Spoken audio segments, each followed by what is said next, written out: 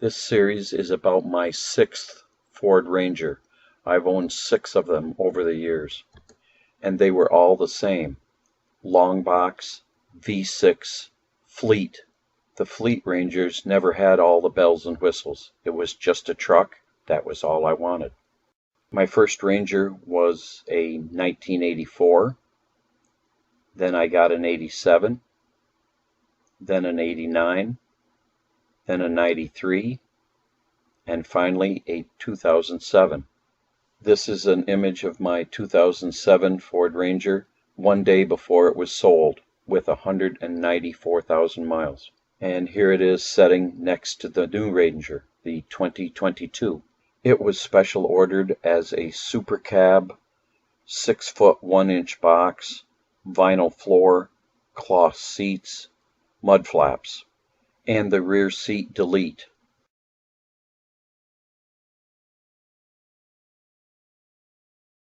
Now, she who must be obeyed told me that there was no way she was going to be able to ride in the new Ranger because it was so high. So therefore, I was going to have to get some kind of a step up. I looked at everybody's step up, and I decided that the only one I really liked was the CARR hoop. So I chose the 104501-1 Hoop 2 side step because she who must be obeyed is vertically challenged. I went to Amazon and I ordered it, and when it arrived, it was the wrong model. Apparently Amazon can't get their charts correct. So I contacted CARR and found out that all the hoop steps were the same. It was just the mounting. But they refused to sell me the mounting brackets because I had ordered the hoop step from Amazon and not them. But where did Amazon get the hoop steps? It was from CARR. But they won't have anything to do with any customer that bought a hoop step on Amazon or any place else except from them. So now, knowing that their customer service sucked, I went to Amazon and I ordered the correct one, even though Amazon said it wasn't going to fit because CARR had told me the correct part number.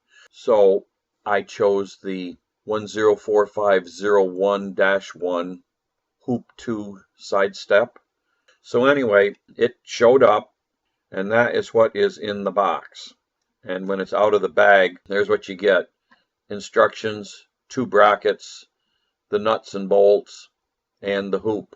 So the first thing you do is you are supposed to align it with the front of the passenger seat, and that's my mark.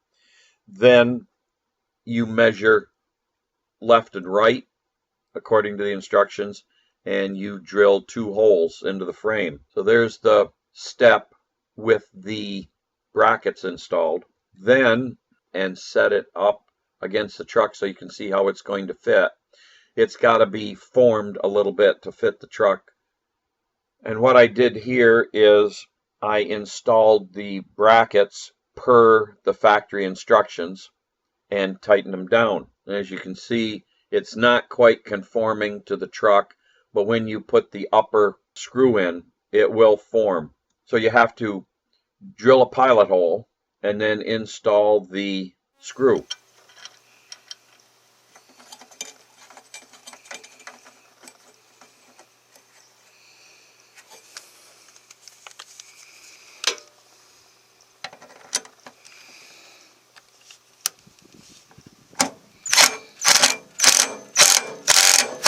Once the screw is installed, you can see that it conforms quite nicely, and you're ready to go to the next step.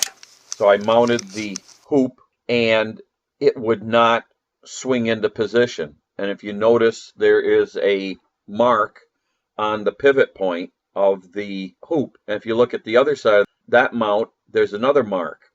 What was happening was the bolt that goes through the frame, they told you to put the bolt from the outside to the inside and put the washer and lock nut on. Well, they were wrong. It hits. So you have to turn it around so that the nut is on the outside and the thin hex of the bolt is on the inside. Then it clears the hoop. So not only is their customer service poor, but so are their instructions. Next step was to mount the hoop step onto the brackets, and then I ran into another problem. Look at the slop between the hoop pivot and the side bracket. You cannot tighten it up to the point that it's going to be solid because of that slop. I don't know whether the brackets are supposed to be built like that or the hoop step is too narrow, but it can't go together the way it is. You can't force those two ears together like that. Figured out roughly how I wanted the angle, but I was going to have to go get some washers. So I decided that I had to have the step at that angle, because if I lowered it down so that the step was parallel to the ground, the whole hoop step was too low. So I had to have it at that angle. There's a close-up. You can see that it's got a fair inward lean to it, but that's the only way I'm going to get the ground clearance. So, like I said, I had to go get washers. So I went to the hardware store and I bought a bunch of the stainless steel washers. And then I started putting the washers in, a couple on each side, to tighten it up. There's the other side. So finally, with all the washers in and I was able to tighten it up, I thought I'd take a ruler and see just what kind of ground clearance I actually had with it being tipped up like that. And as you can see, I've got 11 inches of ground clearance, and it is way below 10 if you have the step parallel to the ground. So 11 inches is acceptable. So that's what I'm going with. Now the review, the step is easy to put together once you understand that the instructions are wrong.